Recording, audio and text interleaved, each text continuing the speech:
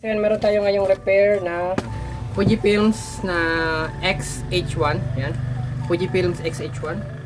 So yan, hindi ko na na-video yung pagbabaklas kasi putol-putol yung trabaho ko nito kasi. So, bale ito. Inunti-unti ko itong baklasin. So yan, baklas ko na ng fully. So ang pinaka-problema niya is ito. Yan. Ito yung problema niya. Pag nag-select sa video, hindi na siya bumabalik dito sa ibang setting sa picture. Yan. So yan, dito to. Itong ibabaw, okay naman yan. Ito lang talaga yung problema.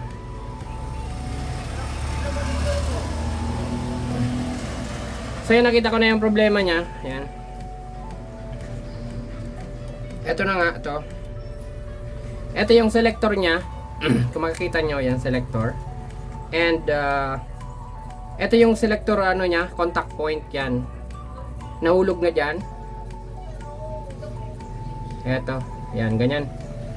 So, ganyan yung position niya, nahulog na. So, yan, gagawa natin ng paraan para ma-fix yan dyan, na hindi na tayo bibili ng buo nito. Kasi ang buo nito is napakamahal daw, is nasa around 12,000. So, yan, solusyonan muna natin to.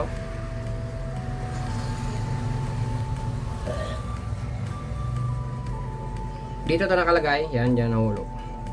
Pag baklas ko nito, yan, hulog na yung contactor nya. So, i-fix natin. So, ito yung repair, yung solusyon na naisip ko. So, hindi tayo gagamit ng shoe glue kasi yung shoe glue, once na nag-vibrate to, may possible mag-crack. So, so, ito muna yung gagawin natin. B700 na lang yung pang LCD. So, alalay lang naman to kasi gagamit tayo ng plastic rivets. So, i-rivets ulit natin siya dito.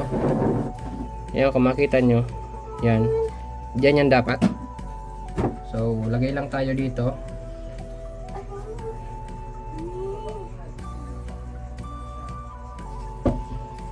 Walang ya, tigas na.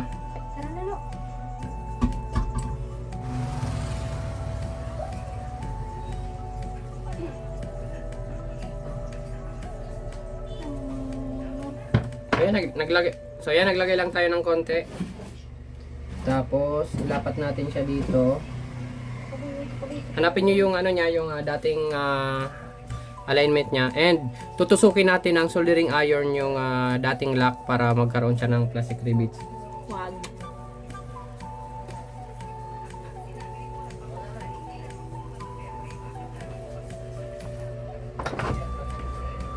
So yan, ito yung pinakamatalim ko na soldering iron. Itutusok natin siya dito sa butas.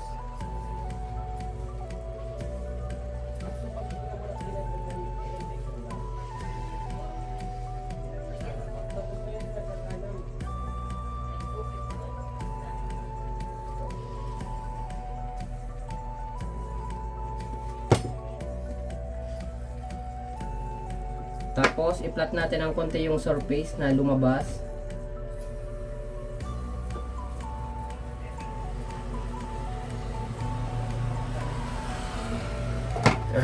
So yan, tadan, okay na siya.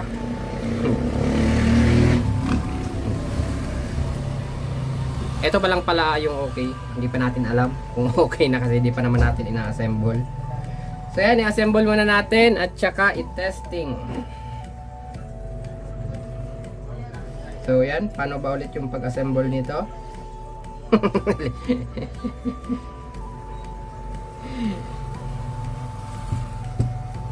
So yan, lagay muna natin siya dito. Yan. So pwede na natin ilagay yung isang tornilyo dito. Alin ba dito yung isang tornilyo ng putang inang to? So yan, ito ata yung tornilyo. Ang hirap pag putol-putol yung trabaho kasi malilimutan mo na siya kung saan nakalagay.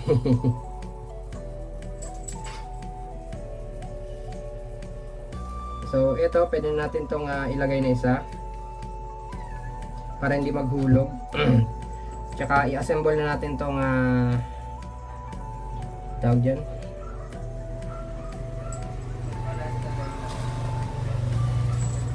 Yan, pasok dyan. Tsaka dito naman to sa kabila.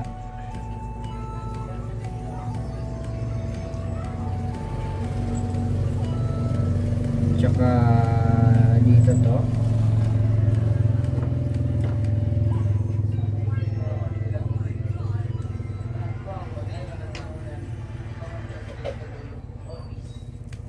So yan, bahala na kung tama to. So yan, okay, gumagana na yung ano niya.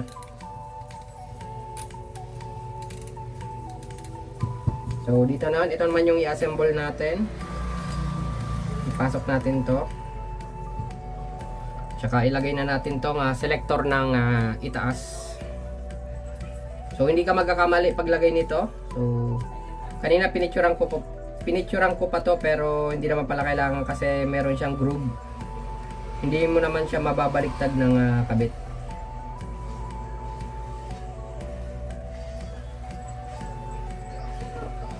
Putol-putol talaga yung trabaho ko nito kasi talagang busy talaga ako, at saka nag-iisip pa ako ng way paano siya mare-repair, and yung pagbaklas nito hindi biro, talagang kailangan mong ingatan kasi magkamali ka lang dito ng isa, yan, abono. So yan, okay na, meron nang gumagana na ulit yung parang stopper, tsaka ito yung parang slot, yung pag pihit mo kumakalang. So pag mali yung assemble natin yung lata na kulay gold tsaka white, hindi ito gagana ng ganyan. So yan, testing natin.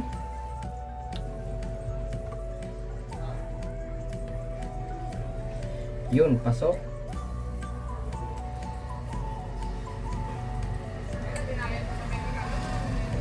Yun, pasok.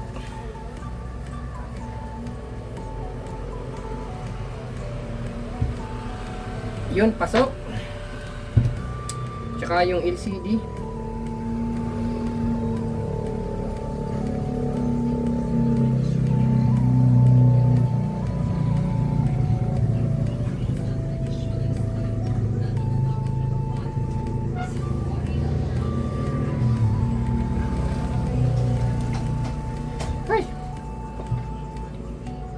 Hindi ako nakakabelo kasi hindi ako pwedeng lumapit ng gusto sa unit kasi grabe yung pawis ko ngayon. So ang init dito sa shop kasi kakauwi ko lang galing auto shop natin. So pag lumapit ako ng gusto, patay, daplis ng pawis.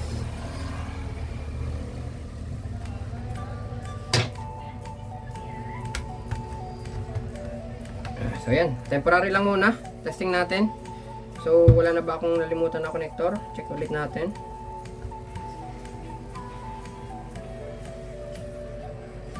All goods na.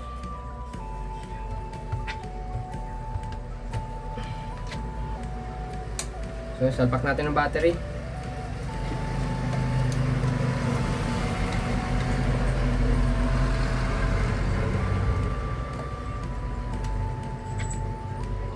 So yan.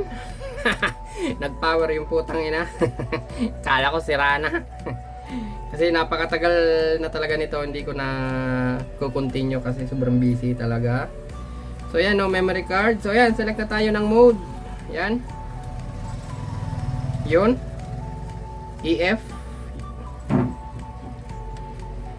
Tsaka yan, video mode. Yan, may nagbabago na. So yan, wala akong kaalam-alam kung ano mga lumalabas yan kasi hindi naman ako photographer. Yun. Okay na, nag-change na siya ng setting. Dati nakapix lang siya sa video mode. So ayan, okay na. So hanggang dito na lang to. Hindi ko na ipapakita yung pagtuturnilyo sa tanginang to kasi magpapahinga na ako ngayon kasi pagod na pagod ako dun sa auto shop. O baka bukas ko naman to i-assemble. Beauty rest na tayo, beauty rest kasi okay na siya. Thank you.